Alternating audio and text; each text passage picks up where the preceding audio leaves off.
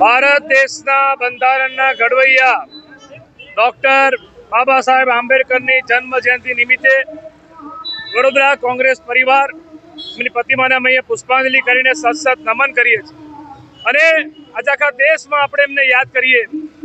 એમના દ્વારા જે બંધારણ બનાવવામાં આવ્યું અને બંધારણમાં નાગરિકોને જે મૂળભૂત અધિકારો, જે હક્કો આપવામાં આવ્યા, આજે ભાજપાના શાસનમાં એ અધિકારો હક્કો છીનવાઈ રહ્યા છે. વડોદરા શહેરની વાત કરીએ તો પીવાનું પાણી મળવું જોઈએ એ આપણો બંધારણીય અધિકાર છે. ત્યારે ભાજપના ભ્રષ્ટાચારી શાસનમાં વડોદરા શહેરમાં 2 ટાઈમ પીવાનું ચોખ્ખું પાણી પણ નથી મળતું.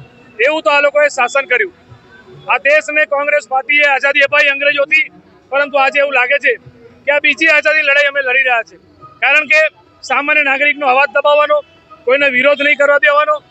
કોર્પોરેશનની ચૂંટણી આવી રહી છે ત્યારે એક વાત ચોક્કસ કહેવા માંગીશ કે જેવી રીતે ગઈકાલે ચકાસણી થઈ એમાં અમારા કેટલાક ઉમેદવારોને સોફ્ટ ટાર્ગેટ બનાવીને પોલીસના માધ્યમથી કે બીજા ત્રીજા માધ્યમથી એમને ટાર્ગેટ કરવામાં આવ્યા. એટલું નહીં, આજે પણ સવારે કેટલાક પોલીસ અધિકારીઓ અમારા 1-2 ઉમેદવારોના ઘરે જઈને એમને સોફ્ટ ટાર્ગેટ બનાવીને ફોર્મ પાછું ખેંચવાની પણ વાત કરે. ત્યારે શરમ આવી જોઈએ આ ભાજપના નેતાઓને. પણ અમે તો મહાત્મા ગાંધીના સિપાહી છે.